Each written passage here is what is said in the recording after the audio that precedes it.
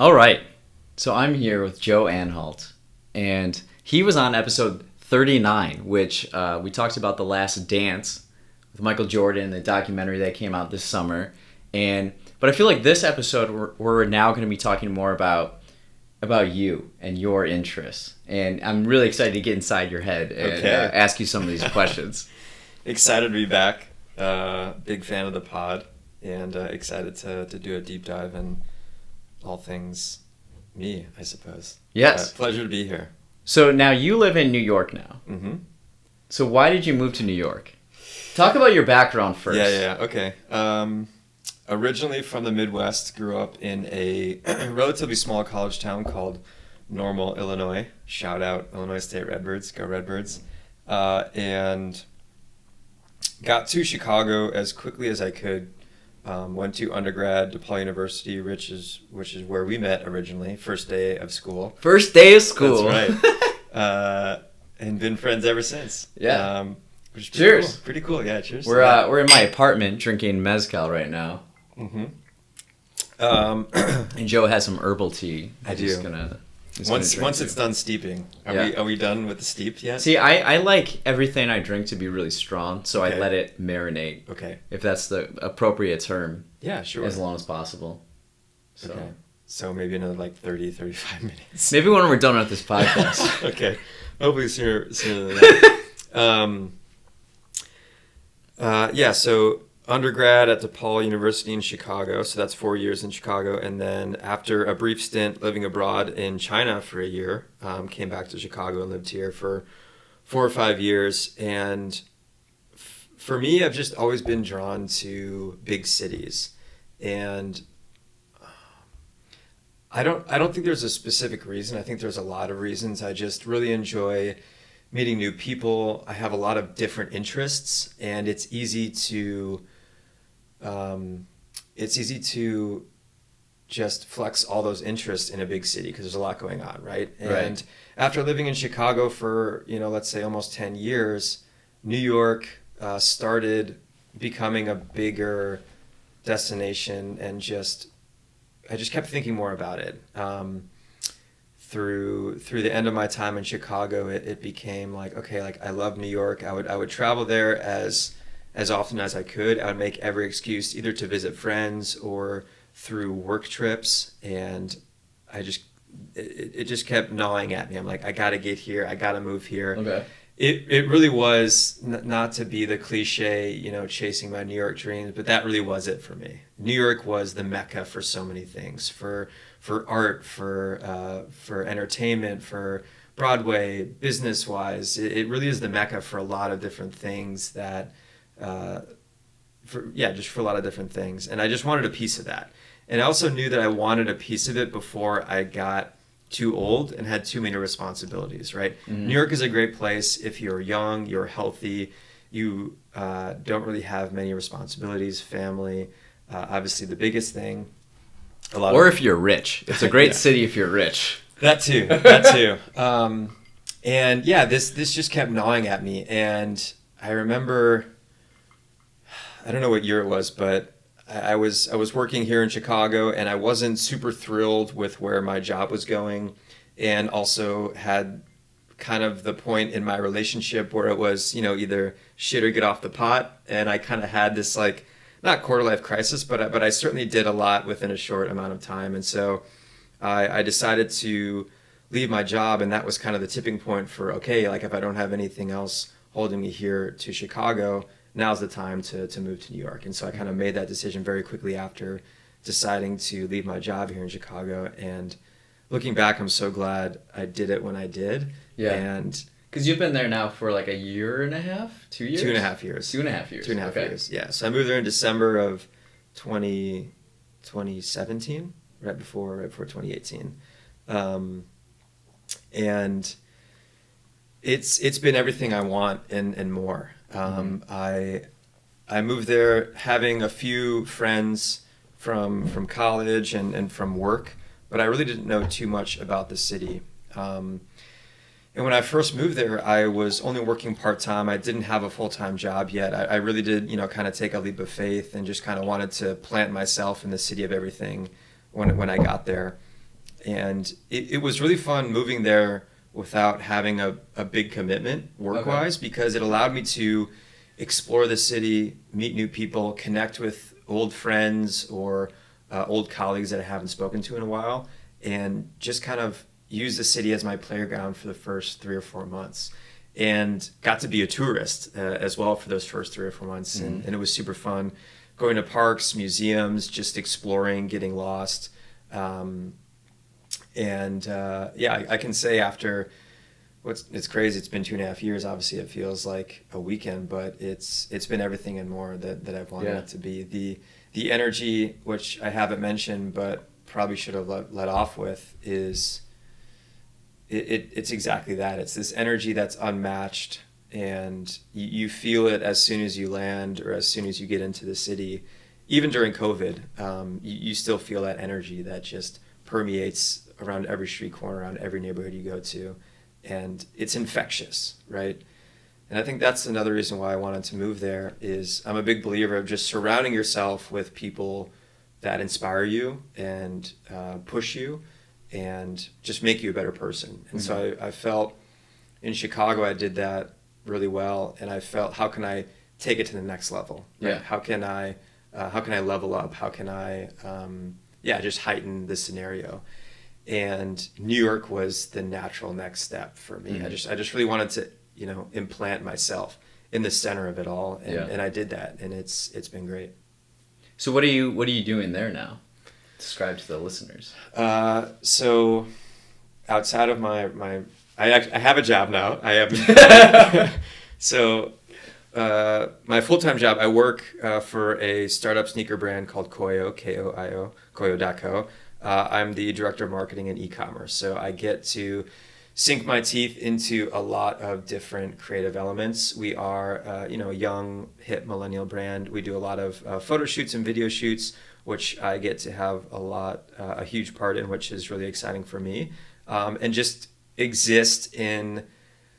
I wouldn't say we're a traditional fashion brand like a Louis Vuitton or a Gucci, but we still operate in kind of similar circles, which is really fun because I can, our office is in Soho, New York, and I live in Chinatown, so I walk through Nolita and Soho to Chinatown, and sometimes I still pinch myself on the way to work, thinking that this is my life, right? This is kind of what I aspired to do. This is why I moved to New York.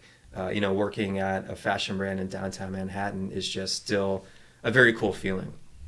And again, that was by design. And actually thinking back to when I was job hunting in New York, I remember a big important factor for me was where the office was located. I knew I didn't want to be in Midtown Manhattan because I just didn't want to be around that crowd. What's the difference between Midtown and like Soho? So Midtown is more so, I would say, for Chicago vibes, like more like Loop, right? So very like buttoned up.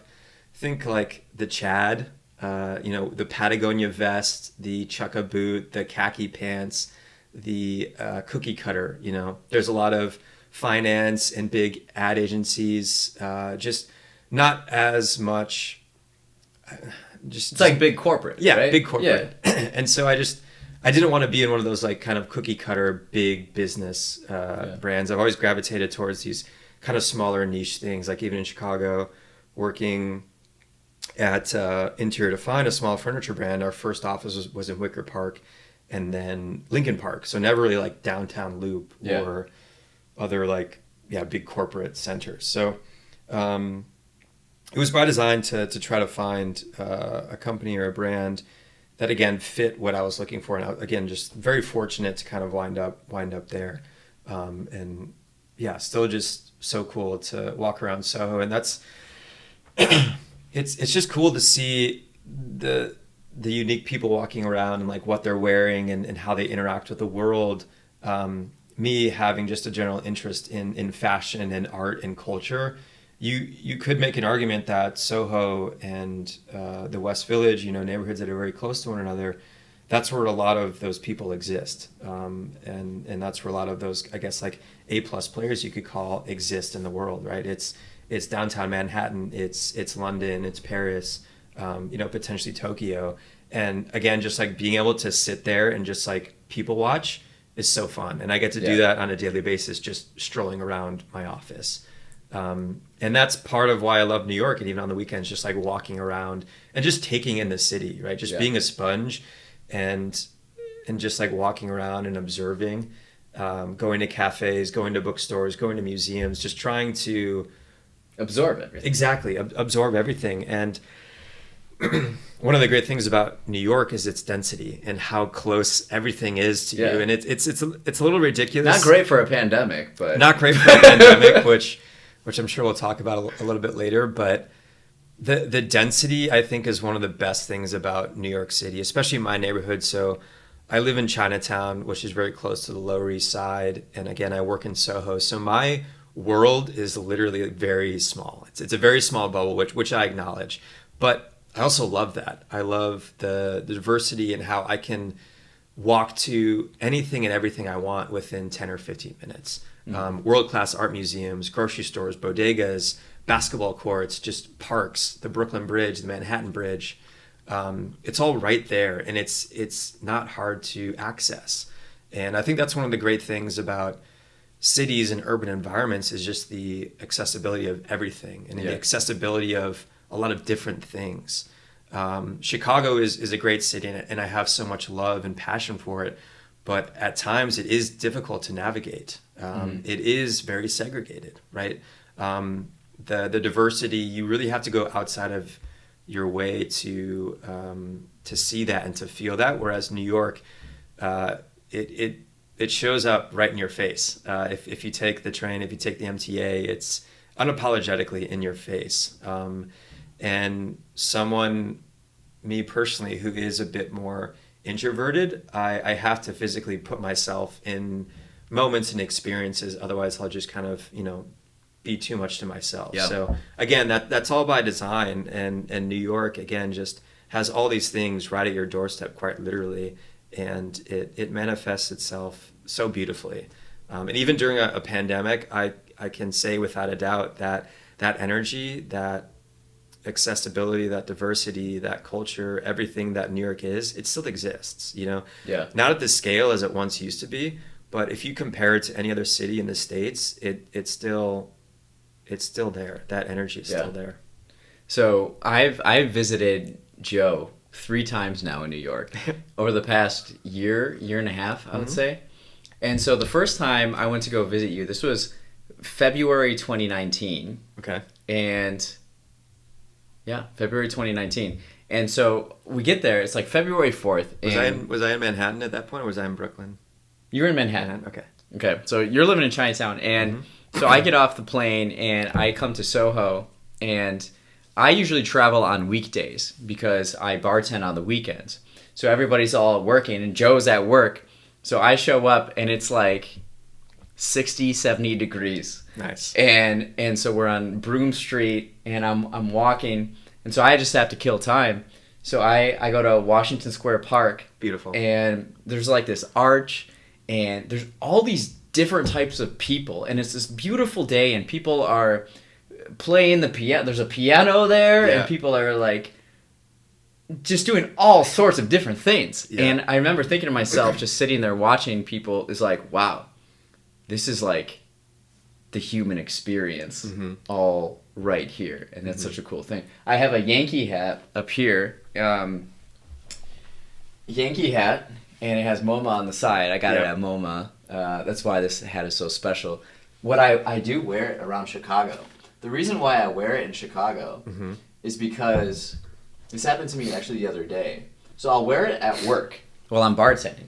And I'll get customers start like trash talking me, like, why are you wearing that Yankee hat, man? This is Chicago. And I'm like, that's what I want. I want to agitate Chicagoans so that it brings out that spirit of Chicago, that competitiveness. Interesting. Of like, yo, New York, this is Chicago, man. Screw New York. Like, you don't wear that here. And I really love that. And I intentionally wear it to try to bring that out. Yeah. But it's also, too, you talk about it just being this like mecca of so many different things. And I went to Paris back in January, and you see people just wearing a Yankee hat.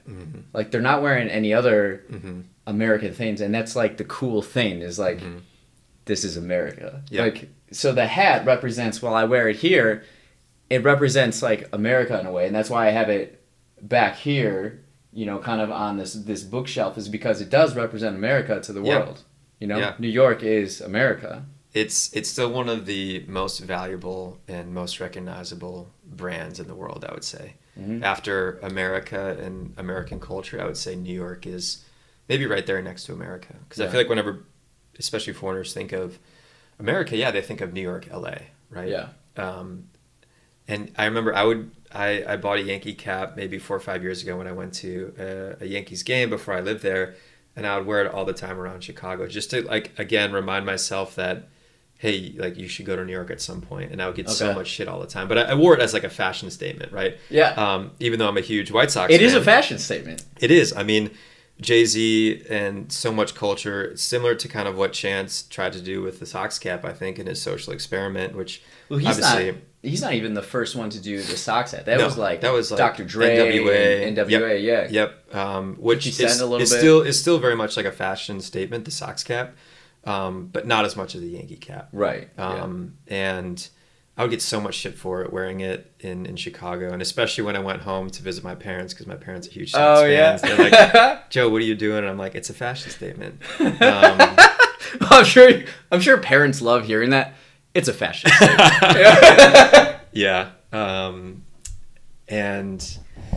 But even one other little anecdote, when I was thinking about moving to New York, I would obviously visit there like a couple times a year to visit friends and stuff, but I would always keep an MTA card in my wallet, even when I lived in Chicago. Interesting. Just as like a little reminder. Like a little subtle. A little kind of like subtle hint of just a reminder, similar to the Yankee cap, but a bit more subtle. Or I used it as a bookmark when I was reading.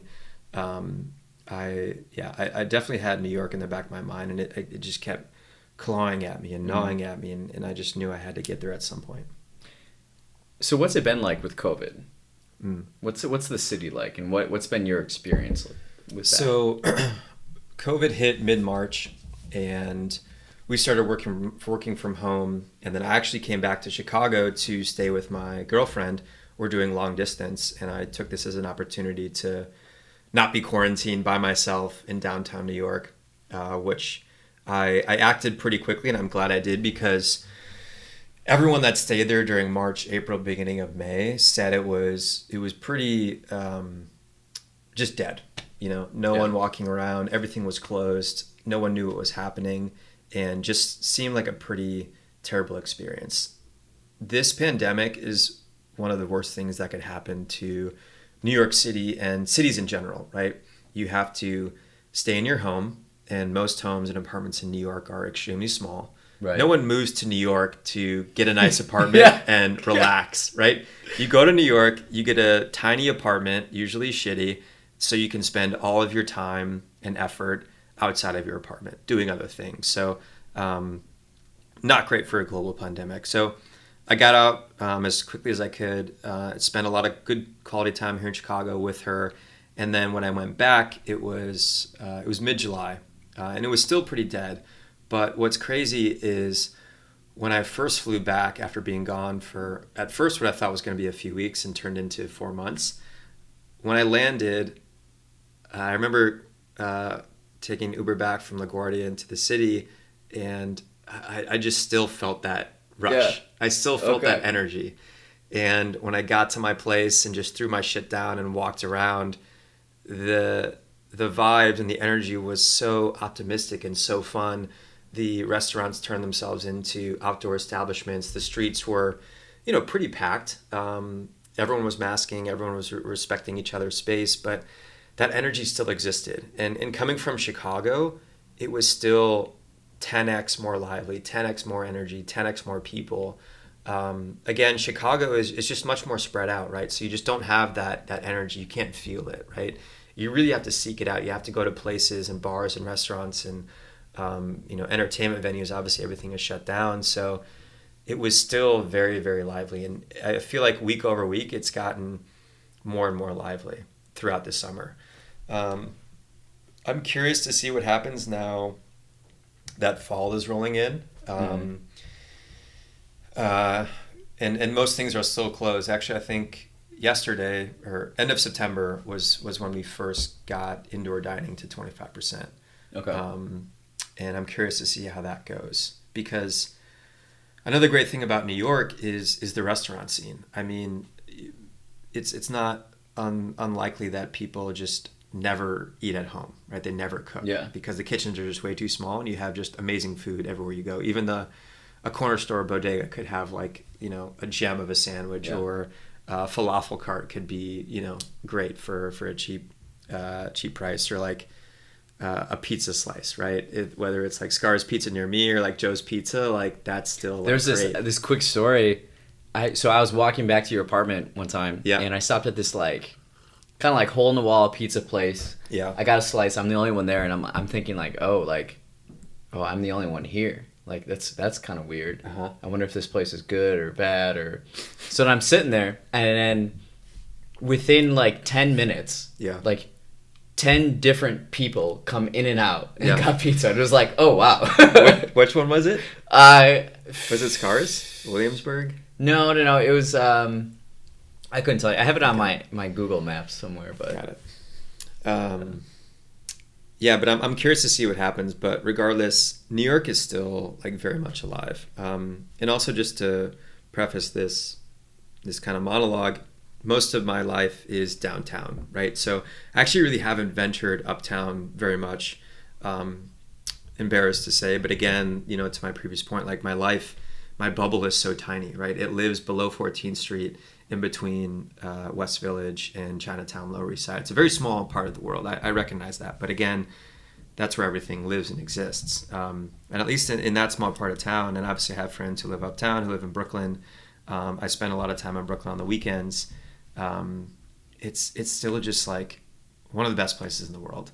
Yeah. Even during a global pandemic, like, not to say I don't love Chicago and the time I'm spending here with Kylie and being able to see you and old friends, but I just love being in New York and living in New York. It brings me such joy, and it's so fun. And it's fun to be able to say that and to be able to rep New York now. Yeah. After years of wanting to be that person. I am that person. And when I read, op-eds in different publications about how New York is dead and New York is dying, I just really don't believe that in the long term. I feel that that's so nearsighted and short-sighted, and you're not thinking long term. New York wasn't built in a day. New York wasn't built in a year or a decade. It was built over many decades, and it's not going to be taken. It's not built by one industry either. Exactly.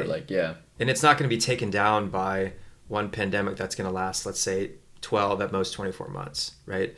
And I know there's this huge flight to second and third tier cities, but those cities are not going to replace New York City, or LA is not going to die, or London is not going to die, Paris, all these super cities, as you know better than most people. It's going to take a lot more than what's happening to kill New York City. So something I wanted to have Joe on to talk about is culture. Now, can you sum up when we talk about culture, what is culture and what is the value of culture? If we can put a value on it. Yeah. I think it's really hard to understate the value of culture in our society and in our species specifically. To me, it really is. You can break it down as small as like family culture, mm-hmm. Your community and your city, obviously state, country, and then us as like a planet and species. And I always think of it as I gravitate a lot towards like the arts, right? Like entertainment, like movies, music, museums, art, like paintings and museum stuff you'd see at MoMA or the Met, stuff like that. And also just how we interact with each other, how we communicate. A lot of what our culture is these days, I think, is infused through social media and technology. And it really is everything that helps define and inform us as social beings, right? Yeah. So it's very it can be as small as our relationship. It can be as large as our entire planet and technology. But To me, I gravitate towards like the arts and the entertainment of culture, and how we interact. I'm sure there's a million different explanations and a million different descriptions and definitions, but I think it can all culminate to variety of that response, right? I mean, how do you define it? How do you? Well, that's why I'm asking you. And I mean, it can be also as specific as, I mean, I work in fashion, so I think culture can be communicated through fashion quite a bit, right? Yeah. Even in like cities, like that's actually one of the things that I notice very quickly when I get off the plane into New York or into Chicago, especially again, working and living in downtown, is just how different the fashion is and how much more fashion forward New York is. Also, that is, one of the cultural points and cultural, meccas we keep using of fashion is New York City, right?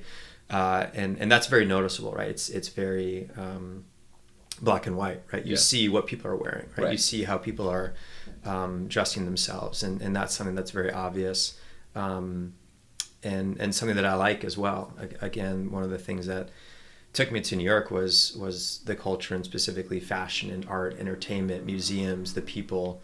All of that, the culture is what defines cities. It's what defines us, and it's limitless. And it's, to put a value on it, again, I think it's not impossible. It's really hard to do. It really is what makes us human, right? And I'm sure there's different species that have cultures and different dialects and things of that nature. But to the extent that we have it as humans is unmatched, right? You can't sit there and tell me that there's more culture in a pod of orcas than there is in like a pod of humans, right? There's no way, right? And then because culture is so differently, there could be a culture that you kind of vibe with more, and you gravitate towards that, Exactly. Whether it be like a lot of times the word culture is thrown around in terms of like organizations and businesses, companies, sports teams, states, cities, like, and having those cultures there attracts or detracts people depending on like what they hold value. Yeah. It's value, like the values. Culture is basically like the representation of values in a way, right? Yeah, I 100% agree, and I think that's another reason why I wanted to move to New York, is because I saw what they valued and I saw what the culture was like there, and I wanted to be surrounded by that, right? So one of the things that's great about culture that's different from your family is you can pick and choose where you want to be influenced. You can pick and choose what you want to be influenced by, right? And so one of the easiest ways to do that is to just put yourself right in the center of that. And I'm very fortunate and privileged to be able to do that. A lot of people can't pick and choose where they want to live. They can't pick and choose their family. No one can pick and choose their family. Some people can't pick and choose what cultures influence them, right? They're inhibited by just having to stay where they are because of financial or social, whatever reasons. But again, I'm fortunate enough to be able to pick and choose where I want to be and what I want to influence me. And again, New York City, because of its diversity, because of its density, because of everyone else deciding way before me deciding I want to go there and make a life, and I want to go there and be surrounded and be influenced by the culture that now is New York City. It just, again, seemed like the natural next step for me. And there's so many different cultures in New York. Again, you can find whatever you want there. Right? You don't really have to try very hard either. Again, like it slaps you in the face. Whereas other cities, you have to put a lot more effort into finding, what culture or what subgroup or what counterculture, even for that matter, you really have to make a lot of effort. But again, in New York, I mean, the odds are just in your favor. There's so many people. There's so many different things. There's something for everybody there, right? If you live in a small town of 150,000 people where I grew up, it's just much fewer and farther between, right? And there's not as much diversity, so there's just naturally the odds are not in your favor, right? So as someone who loves just new, interesting, different things and trying to experience a lot of different things and trying to get a snippet of a lot of different things. You know, I think of myself professionally and also personally as a generalist, and I love this idea of becoming an expert generalist, of trying to open myself up to as many different things as possible. And I feel like people who have a broader view on life and view on humanity, I just feel like that makes you a better person, you know, being able to digest a lot of different things and a lot of different people. I feel like makes you more empathetic and makes you more understanding and just broadens your view of the world. And I think that's good for society and that's good for humanity. So I feel like one of the best ways to do that is to go to a place where there's a lot of things happening, you know, in the most simplest form. And again, I feel like that's where New York is. Obviously, New York has its shortcomings. Like, it's very much a bubble of its own. We're in a political time. It's very blue, obviously. And I acknowledge that. But again, that's what I like. I like the variety, the culture, everything about it. I like what I like. So I saw you looking at the bookshelf here. Have you read Range yet? It's about generalists. I haven't. We got a book right here. I don't like book covers or book jackets. So no. This is what it looks like, naked, without the cover, by David Epstein. And he talks about the good things about being a generalist, you know, rather than an expert, which I also consider myself a generalist. Yeah, so. I would say for sure, even more than me. You're much more of a generalist than I am. In the spectrum of generalists, I certainly am. But no, I haven't read that, but you've spoken about it to me a few times, and I'm sure I'll get to it at some point. I'm sure it just reinforces a lot of what I already believe, and I'm here for generalist, for sure. For a quick anecdote for listeners, I just showed a book with no book jacket. That was something I got from Joe. So Joe, a lot of, you know, Joe and I lived together for 4 years, so he's rubbed off on me. And so we have a number of books that don't have book jackets, because I kind of classify my books by color coordination. So we have a John Lennon, The Life. That one doesn't have a book cover. Dinosaur Artist. But some of them do have book covers. So is that just because you wanted to? Because I like it. I like the color. More, yeah, the color or the minimal. If it's more minimal. Yep. Like this, The Rise and Fall of Dinosaurs. It has more of like a gray color to it, and it's harder to color coordinate that. Ooh, actually, it looks pretty good. That looks nice. Yeah, I have Pope Francis here without a cover. The Chuck Klosterman one, I love just the white. Yeah, the white and black. That looks good. Humankind, I can't find my book jacket with that. That's one I bought read that recently. book. Yeah. Interesting. So obviously, Rich, you're a big bookworm, and everyone who's listening to this podcast knows that. And you read a lot of books from the library, which actually something rubbed off on me is I now have a library card in New York, and I rent books pretty frequently. But what puts you over the edge to buying a book as opposed to just renting it? So buying a book. So what I've actually, this is a new phenomenon during COVID because the library shut down. Right. And I was like, well, I'm not going to let that stop me. So I started buying books, and what I've realized is that I can highlight things in books, which I can't do in the library. Yep. For the library. So that's been a big game changer. And then also now, as crazy as this is to believe, it's almost now more convenient for me to just buy a book on Amazon, get it shipped to me within 2 days, than like figuring out the logistics of going to the library, checking it out. I can't highlight it. So the money saves me time and energy. So you're just part of the problem. Part of the Jeff Bezos problem. Oh boy, this is for a different podcast. Okay, but anyways, these I just got this book today. Okay. Actually, yesterday.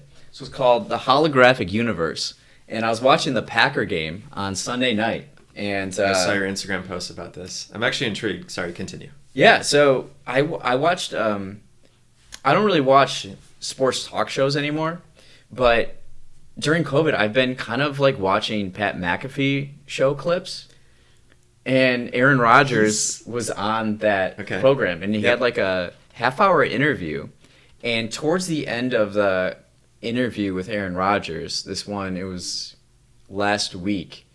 There's like there's a 3-minute clip out there. You can find it on YouTube, and he's asked why it looks like he's having so much fun, and his response feels very similar to the way I have felt over the last 2.5 years. Mm-hmm. And so I think there's some similarities there. He talks about having so much joy and changing his habits and thinking differently about the world, and he's playing with so much joy and love, and he's playing at such a high level now. Mm-hmm. It's not a coincidence, because I see that in my own life. And so during the broadcast, Mike Tirico talking with Aaron Rodgers, and he's been reading a lot of books, and Tirico mentions, and he read the holographic universe, whatever that may be. So then instantly, I was watching the game with my friend Jason, and I just looked it up right away, of course, and bought it. And that's how I kind of find books. Is I'm on this kind of like journey, and my mind is always open, where there's if something is mentioned and I'm curious about it, I'll jump on it. I mean, I love that, because it's a rabbit hole, but in real life, right? We think of rabbit holes, we think of like the Wikipedia rabbit hole or the YouTube rabbit hole, but this is just a great real life example of a rabbit hole, right? Which I think is beautiful and interesting. Okay, so it's been part COVID, but also part you would love to highlight things and kind of post-it note them, which obviously you can't do in a library rental. So this is also that makes sense. Long term. I went to this exhibit at the Art Institute of Chicago, and I really wish I could remember the guy's name. He was an AIDS activist in the 80s, and he died. But during this exhibit, it just has this entire wall. This is a huge wall, maybe like 50 feet long and 20 feet high. And it's just his library. That's huge. Okay. And like his personal books. Okay. And I thought that was the coolest thing. Yeah. And I started thinking, like, well, I can't create that if I just keep borrowing from the library. Yeah. I got to create my own library. That's fair. But when you're moving, as I did a month ago, it's kind of a... Books are heavy. It's kind of an issue, Books are heavy. I came into that experience when I moved to New York, in that a lot of...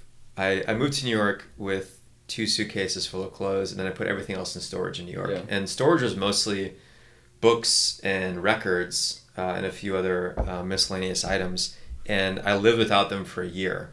And I'm like, okay, I probably don't need these books. And for me, it was more of a space issue. And I did have these aspirations to have this like grand, big library at some point in my life. But I obviously had to cut the cord just because of space and practicality of it. See, but you're in New York. Yeah. But 2, you're definitely more of a minimalist than I am. Yeah. Like you can look around my space in my apartment, and it seems like I'm. You're minimalist, but not to the degree like, because we live together, and Joe would just like get rid of things where I'm like, you're gonna get rid of that? That's still good. That's true. That's how I got my like Herschel backpack. That's how I got my nice fall jacket, spring jacket. True. Fair. I really went in hard on the Marie Kondo book when I read it so many years ago. What book is that? That's the life-changing magic of tidying up. It was a huge fad. Maybe whenever I read it, it was a big fad, and it was essentially trying to promote this minimalist lifestyle, right? If these objects, if these things don't bring you joy, then it probably shouldn't take up space in your environment. So I gravitated towards that, and still do, partially because of that, partially because, yes, I live in New York where space is premium. And it helps when buying things. My book collection is now transformed into more of like art books, which I love because I love coffee table books, and I just love the experience of opening a just a big book and looking at big pictures or text or just more, just more art books, right? So speaking of art books, I know a great art book called Primary Ponderings. You can get on Amazon. That's fair. Cover looks like this. This is a proof copy, but you have a proof copy. At least get the real thing. Well, that's my thing is no one else can get a proof copy. I have a proof copy. That's fair. Which is part of my collection. But more recently, as you rubbed off on me, and I've been getting more library books, one of the things that I do miss about owning my books is highlighting, marking them up, writing in the margins. So it's kind of a catch-22. You kind of have a balance the pros and the cons. But I feel like a lot of books that I'm reading from the library, nonfiction books, probably not worthwhile to keep in my collection if I do feel particularly moved by one. That's a big point. Yeah. If I do feel particularly moved by one, I'll read it first and I'll buy it and read it again, or just have it on my library to give to somebody or to loan it out. A good example of that recently, a book you have here, Humankind, which I read, that has had a lot of influence on me most recently. I'm thinking about, okay, maybe I'll buy that and add it to the collection. But it's a nice way to kind of test drive a book. That's a great way to frame it. Test drive before bringing it to your collection. So that's kind of where I'm at in terms of my book acquiring new books. Another reason why I like buying books is because I can highlight them. But I've noticed more and more friends will ask to borrow a book, or they'll get a book recommendation. And as I'm reading a book, I'm highlighting things, and I know that someone's going to ask me why for a book. Oh, okay. So in a way, while I'm reading it, I'm communicating to the person I'm going to give it to, even though I don't know who's going to get it or whatever, but I'm making... That's pretty cool too. Yeah. You ever buy a used book and you see somebody else's highlights or comments in the margins? It's kind of like little footnotes through history, which I think is pretty cool. Yeah. Books. What's something in culture right now that you think that I should know about? Such a good question. I also feel like I'm honored that you would bring me in for a culture conversation. I feel like I'm not worthy of this conversation based on so many other people. You're too humble, Joe. I mean, but that's the reality. Like when I walk around New York, I often just feel like I'm this. What's the term of just kind of the fake it till you make it, or what's the more psychological term? The imposter syndrome. See, here's the thing. See, okay. This book, David and Goliath by Malcolm Gladwell. Love Gladwell. He talks about this exact thing, where, like, say Ivy League schools. Yeah. The people that go to Ivy League schools are A+ students. So that you get to this environment, and now you're competing at such a high level that you don't realize that, like, you're in a very small percentage, and not everybody can go to those Ivy League schools. And so there's more people get down on themselves more at these Ivy League schools rather than other schools, because they're comparing themselves too much to the people in direct contact with them. Sure. Rather than the broad picture. Sure. So I'm talking to someone right here who lives in New York City, who works in Soho and lives in Chinatown. That's incredible. Fair. But I feel like the barrier to entry to an Ivy League school is much higher than living in New York City. Like, would you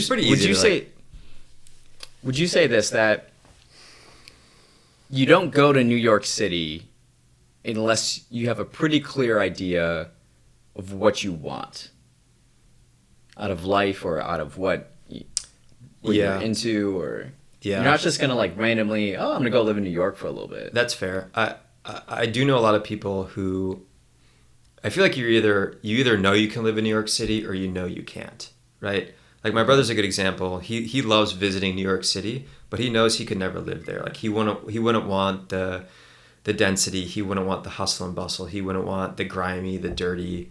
It's just not for him. And on the flip side, me, someone who visited there, like I knew, like when I visited there, especially later in my life, like, I could like have a life here. Like I would love to have a life here. So yeah, definitely like if you know what you want, if you know you want New York, then for sure. Like, Yeah. You definitely want to have it. You definitely have to just get through all like the griminess of it, the beautiful imperfections, the what makes New York New York. You know, the hey, I'm fucking walking here. The you live in a shitty place for a few years. Like all that is what makes New York. You know, New Yorkers love talking about how shitty New York is because that's what makes New York New York, right? And I feel like, yeah, part of the reason, maybe this kind of buttons up the question, but one of the reasons why I wanted to move to New York is so when I left New York, I could tell people that I live in New York, right? As cliche as that sounds, as dramatic as that sounds, I just knew I wanted to be a New Yorker, right? And so that's what I wanted. I wanted to be a New Yorker. I didn't really have aspirations to work at a cool, trendy fashion startup or work at a big ad firm or be a successful actor, comedian, whatever. I just knew that I wanted to live in New York. Yeah. And exist in New York City. That's cool. And say I was in New York and have mail shipped to my Brooklyn address. And then actually, when I first moved to New York, I moved to Brooklyn. And then after a year, when I actually, had like a stable job and some stable income and could afford to move to Manhattan, actually moving to Manhattan and getting mail sent to, Joe Anhalt, New York, like that was a cool moment for me when I got that mail. And so I knew that was it for me. It was just like, I knew I wanted to live in New York City. Mm. And I did it. But again, I feel like the barrier to entry to living in New York is a bit lower than, getting an undergraduate or graduate degree at a Ivy League school. But anyway. I can school myself with all these books now. Yeah. I don't need a piece of paper. You don't. What was the question? Sorry. So the question. What's something emerging in culture right now that you think I should know about? Great question. I had some notes for this.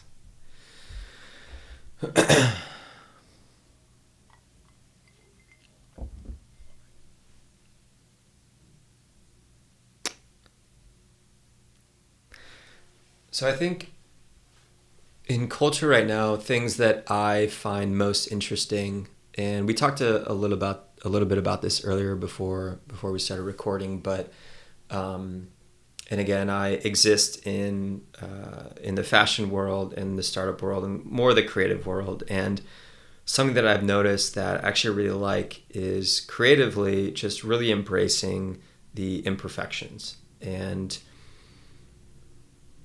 I think a lot of this has to do with the rise of social media, specifically Instagram. And when Instagram first came out and you had those kind of first batch of Instagram influencers, I felt like everything was perfect, right? Everything was like polished and edited and there was a filter on it. And I feel like that's starting to make way for this new era of really embracing our imperfections, kind of the perfectly imperfect, which I think is a great thing, whether it's a selfie image or being silly with yourself or even as specific of a detail as if you're producing a photo shoot, you zoom out and you see the seamless backdrop or you see the other camera in the shot, right? Yeah. You kind of pull back and you see the magic being created because the reality is this isn't reality, right? It's all overproduced. It's all pre-produced. There's a lot of thought that goes into this. And I think people are starting to become just disenchanted with the perfect production of it all. And they want to see kind of the griminess and they want to see the rawness of it. They want to see what's real. Exactly. They want to see what's real. And I notice that on a daily basis in the fashion and in the creative world. And I think you're starting to see that in its spillover into film and TV. What's crazy now is that social media kind of gives you a view into the future because the longer the production, I should say the shorter the production, that's going to infuse the longer productions, right? So all this kind of like grimy, more raw is going to infuse into longer production cycles of like music and then TV and then film, right? Like it takes years to produce a film, right? And I think you see also more recently, you're starting to see, I really want to talk about the TV show Schitt's Creek actually as well. Okay. I've told you about Schitt's Creek before, right? I think you've mentioned it. I've heard other people mention it. Yeah. So I get so what? so as a bartender, I hear a lot of Yeah. I listen to a lot of people, and I talk to a lot of people, and they'll like so many times people will tell me like, "Oh, you should watch this. You should watch that," and it's really exhausting to pretend that I'll like watch it. I don't watch TV shows. I don't. Mm-hmm. I don't consume a whole lot. I don't watch TV. I don't watch movies. Yeah.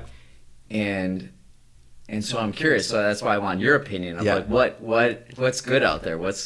So I think what's really interesting about the show Schitt's Creek that's been a work in progress for I think like 4 or 5 years. I remember, not to pull that card, but I was a very early adapter for this show that is now like massively popular. So I remember I saw an interview. Is it on Netflix? Or? It's on Netflix now. It's a Canadian sitcom. Okay. And I remember I was drawn to it because Catherine O'Hara and Eugene Levy are in it, 2 of my favorite comedic actors. So they became famous way back in the day in Canada with SCTV and Second City Toronto with Martin Short and Christopher Guest. Oh, cool. All these people who you've seen in dozens of pieces of entertainment, whether it's TV or movies. And so that's kind of what caught me. And I started watching it on Netflix 4 or 5 years ago, and not many people were watching it because it's a very slow burn, and it's a very just different style of humor, right? And what I love about it is that it's very light, it's very heartfelt, it's not politically charged, it's not serious. It has a good heart to it, right? And a lot of that has to do with Dan Levy, the creator and co-creator, just creating this world that is fun and enjoyable and lighthearted and funny, and the performances are great. And it feels like every year I kept hearing more and more about it, and it's one of these amazing pieces of art that really only became popular because of word of mouth, and because it became part of our culture just because of conversations like this, like, hey, you should watch this, right? The same way, now that I think about it actually here, the same way a new app becomes popular, right? No one is I used to work in technology, and no one is searching on Google like, what are the new apps out there, right? You didn't like, how did you find out about like Uber or Airbnb, right? Yeah, like through one of your friends or family members, right? You don't search like, what are the new hot apps, what are the new hot shows? Maybe more so new hot shows. But anyway, it really became so popular through word of mouth. It really is so popular because of the fans. Like, it's a Canadian sitcom. Like, that doesn't become popular in the mainstream America through PR or through a paid social media campaign or through anything. It became popular because it's a well-written show. It has a good heart. It has good performances. It's fun to watch. I'm sure there are a lot of other factors that I'm looking past, but I'm just so happy that this show has done so well. And one of the reasons why I'm so happy is because other production houses are going to try to capture that magic. And it really is grounded in positivity and optimism. And the quick story is this really wealthy, rich, arrogant family loses everything, and they have to live in this fictional town called Schitt's Creek that they purchased this town because they thought it was funny, and they now have to live out of a motel. Like, that's the premise of the show. And so it's this arrogant family living in a really small town in rural America is where it's set, and it turns out to be they turn into just really good people, and it's really funny and heartfelt, and I can't speak highly enough of it. But what excites me is that I think that type of show, that type of entertainment, we really need that right now in such a divisive and such a polarizing environment. And I love that shows like that exist, because it started as a word of mouth show, and I feel like that type of power is so hard to harness, and it's very easy to harness negativity, right, and extremism on the opposite side. But what's really powerful are moments like this, shows like Schitt's Creek, and so I'm really excited that exists, and I hope it influences a lot of creative projects in the future. And I'm already seeing it with a new show that I don't think will have the same kind of following, because it's just on a larger platform. It's on Apple's new streaming platform. It's called Ted Lasso. It's with Jason Sudeikis. Okay. But again, it's just this like really silly, funny, heartfelt series that's just so optimistic. And so I hope that more of these things come into the fray. And I think they will. All right. Let's shift to music a little bit. Okay. Is there a type of music that has been kind of in the background of your COVID experience, or maybe the last few months? What's kind of been filtering through your ears and in your head? Filtering, so during the work from home, it's been a lot of instrumental music. Oh, really? To be honest, yeah. Whenever I'm trying to sit down and focus, it's really hard for me to focus whenever there's lyrics involved. I just start listening to them and just get a little distracted. So honestly, I will find a instrumental radio station and put that on shuffle, and listen to that, and it helps me focus. I will say when I first wake up, one of my most favorite investments over the past 4 or 5 years has been Sonos speakers.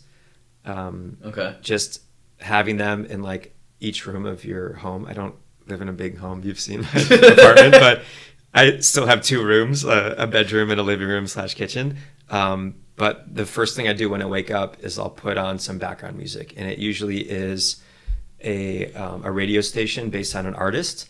And the artist that I always cycle through, especially in the morning, just to kind of wake up, have my morning ritual of like coffee, read the news, things like that.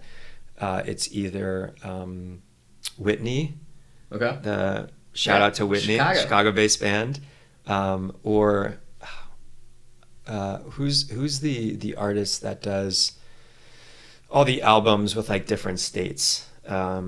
Sufjan Stevens? Yes, him. Or like Bon Iver, or any kind of like chill, like laid back, like morning. When I've been to your place, you usually have like Frank Ocean on. A lot of Frank Ocean as well.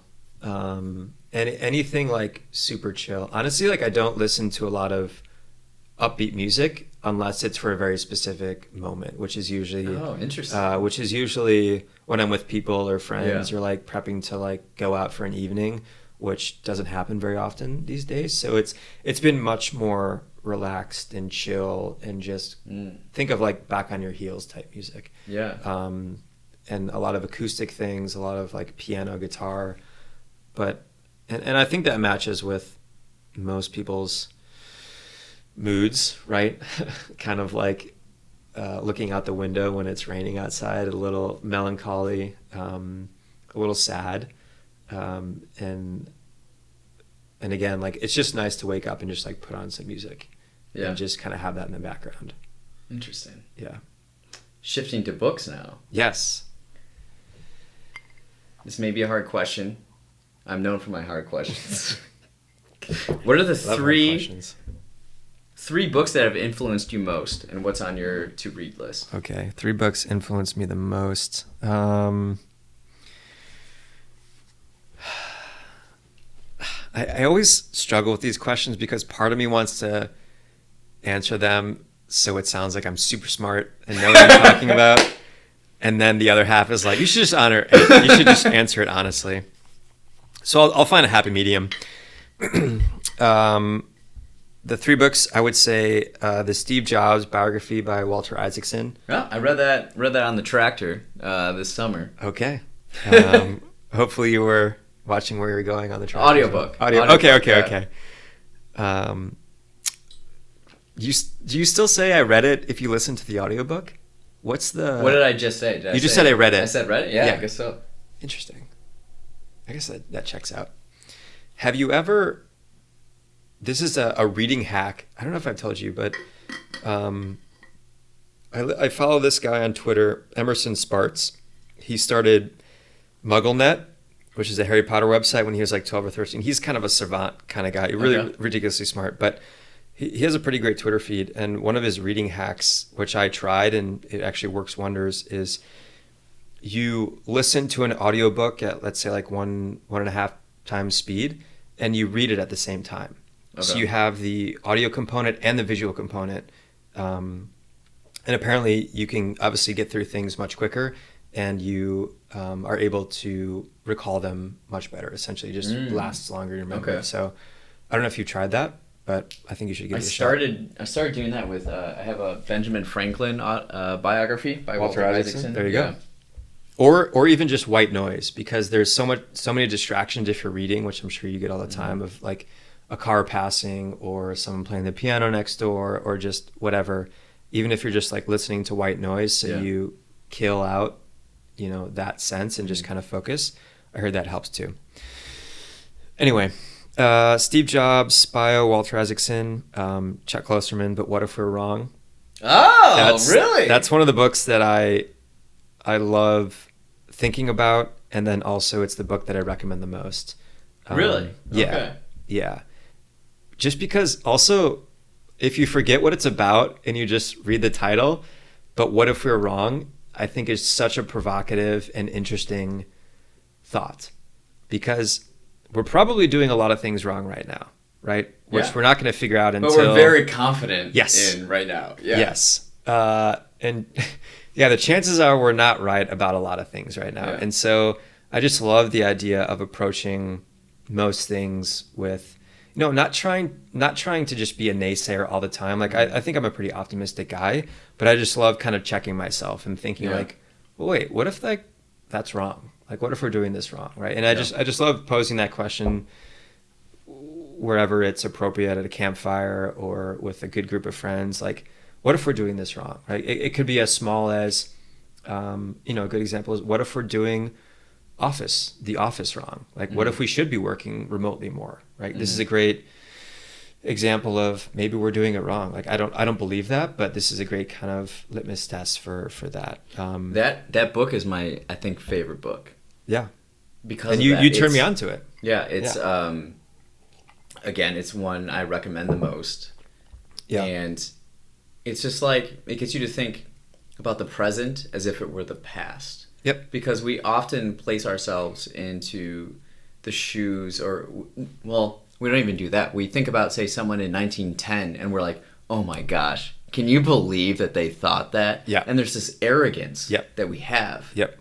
And you know what? Someone 110 years from now is going to say stuff about us. Yep, exactly. And it's for sure, we're going to be maybe what we're eating or what, like we could be wrong, and we have to be open to that and not be so...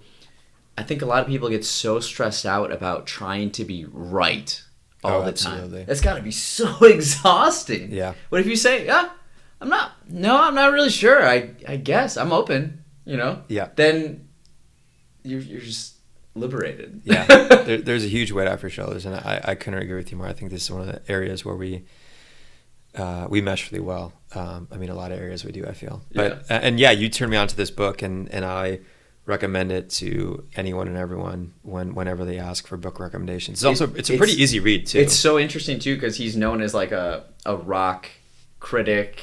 Yeah. And it's pop culture. Yeah. So it's a very quick read. It's like, what are we going to think about rock music in 200 years from now, 500 years from now? Yeah. Very simple things like that. Yeah. And like what's actually going to stick and like what's not going to stick, right? Right. And it's fun to think about those things, because obviously we don't know, but it's a great shift in your perspective, because we all the perspective usually is just kind of right here, right now is the most important thing. Right.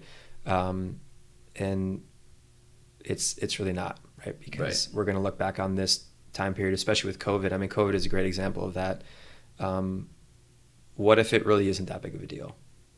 Yeah, like that could be that could be it. Yeah, right? Or it could get worse, right? We don't know. We don't know. But it's we don't know what we don't know. We don't know, and it's fun to think about that, and it has a great perspective, which actually is a great transition to my next favorite book that I love telling people about and talking about. And actually, you just read this and did a podcast on it. Is Pale Blue Dot by Carl Sagan. Oh yeah, which I think is a great in the other room.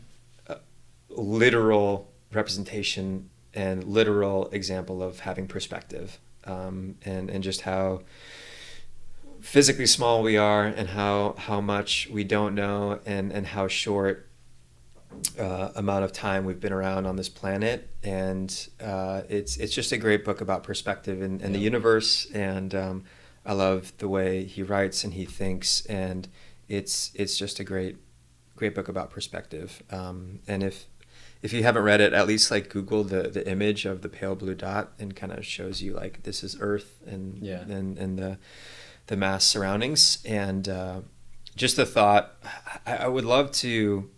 I don't think it'll happen, but the ability to go up into outer space and look back on the Earth and just look at it as one thing, as opposed to 350 whatever countries or 50 states in America. I think it's 296. No, 196. Countries? I thought it was much more than that. No. Really? I think at the UN it's 196. Yeah. I thought it was above 300. No. We'll get the fact checkers on it. But it's just a great book about perspective, and I did quite a big rabbit hole about space exploration and the universe 6 or 7 years ago, and it was a book that resonated with me. And it was also recommended to me by a close friend of mine who you know, Kevin Tracy. Oh, sure. And it's a great book. Also a pretty quick read, and a good summary, I guess, of the universe and where we are as a species, where we are as a planet, and where we might be in the future. After reading that book it came out in like 1994. Mm-hmm. So I found myself wondering where we are now, and then like, oh man, I need to do more homework on understanding where we are now. Got it. You know. And what did you find? Are we much further along? I'm not there yet. Oh, okay.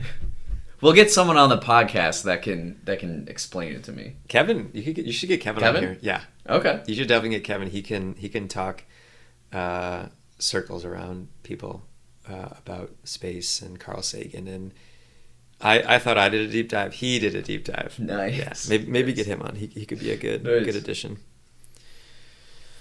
And then what I'm reading. Or something on your to read list. Yeah. So, well, actually, most recently I just finished was Humankind, which I would highly encourage everyone to read. It's by a Dutch historian, Rutger Bregman, I think is his name. And I recommend this book right now just because it's so optimistic, and it paints humans in such a positive light. Yeah. And I just think the world needs some more positivity right now. Yeah. And this is a very opportunistic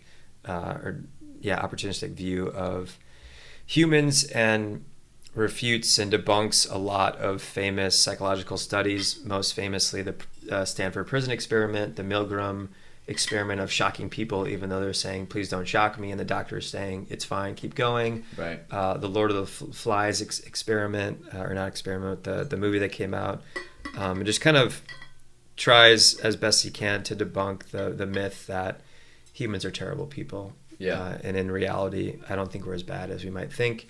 And most institutions, news, media, social media, likes to paint a picture that we're all terrible people. But in reality, and I'm sure if you sat and thought to yourself in your immediate group, in your community, most people in large part want to do good and want to see other people do good. Yeah. And it's just unfortunate that we live in a society right now that rewards clips and instances of riots and fires and hurricanes and tornadoes and all these other things that make the news and push clicks. But in reality, that's just a small fraction of who we are as a species. And again, this book, Humankind, is a great. It's kind of like a cleanse, you know. It's optimism at a time where there's not a lot of that out there. So I highly encourage that one. And a few other books I'm looking forward to reading. I'm actually reading this one now, called Inside Facebook, by this tech journalist, and he had unprecedented access into Facebook for the past 4 or 5 years and wrote a book about it. So he goes from like the start of Facebook, from, you know, when Mark was at Harvard, to up until the Cambridge Analytica scandal. So it's fun to see the insides of that. And then also I'm really trying to read something just like completely different. So I texted my brother-in-law, Rob, who is a librarian in Bloomington. And now that I think about it, actually, I feel like I should introduce you two, because I feel like you guys could just vibe on a lot of different things. He's a librarian, has a master's of science in library studies, and is a massive bookworm. And he loves reading space fantasies, specifically space operas, is what he calls them. So I'm going to read a space opera next called, it's a trilogy. I'll probably only read one of them, but it's the author's name, what's his name? Neil Asher, The Departure. It's the first book of a 3-book trilogy. But cool. I'm just, you know, similar to being interested in a lot of different things, I was trying to broaden my horizons with books. That's awesome. So that's what I'm looking forward to. Yeah. Kind of on that similar note of positivity. Yes. What's something you've done different in 2020 that's affected you and your life positively, and that you plan to continue moving forward? This one I wrote down as a short answer, but one thing that I've started to do is show up early to things. Oh, really? Yeah. Okay. So I feel like I'm a pretty I'm just not like very outspoken. I'm more introverted, and it helps me to arrive to places early. Tonight's not a good example, but you know, you're one of my best friends. Like 40 minutes late. You're one of my best friends, so I don't have to. But what I've been doing it more so at work, or if I have a meeting, or if I'm meeting somebody for the first time. But showing up early allows me to kind of collect myself, both physically and mentally. I'd say more importantly, so I can just kind of check in with myself, and also it kind of aligns with another thing that I've been wanting to do more of, but just give myself more time mentally to kind of get lost and get bored. Okay. I'm a big believer that we're just like way too busy these days as people, because there's this just urge to like always be busy and always be doing a million different things. But I feel like a lot of creativity is spurred from being bored and not having something to do. So it's kind of, I guess now that I think about it, it aligns with my thought of implanting yourself with where you want to be and who you want to be surrounded by with. So you kind of force yourself to have those interactions. Yeah. So maybe me trying to show up early to places, or me trying to create time for myself to be bored, is forcing myself to be a bit more creative. So that's something that I've done, and it's been much easier during COVID because there's not a lot going on. Yeah. So you do have a lot more downtime. So I hope I continue that. I just hope to continue to make space for myself mentally, and one way to do that is just by showing up early to things. Okay. And just being okay with the quietness, and being okay with being bored, and not trying to fill your schedule with a million different things. Just kind of like cutting yourself slack, right? We're all like burned out, especially during this, and just kind of like cutting everyone some slacks. Like, it's okay. Like, we're all trying to get through this. Yeah. Life is hard enough as it is, you know, layer on a global pandemic, and it's going to be fine, and just be okay with being bored, and kind of lean into that and see what transpires. Yeah. So the last question I have for you is, what's something you're excited about or excited to explore over the next year? So, big news personally is, I don't know if we've actually talked about this, but I'm really excited because Kylie, my long distance girlfriend, is going to move back to New York, and we're going to move in together.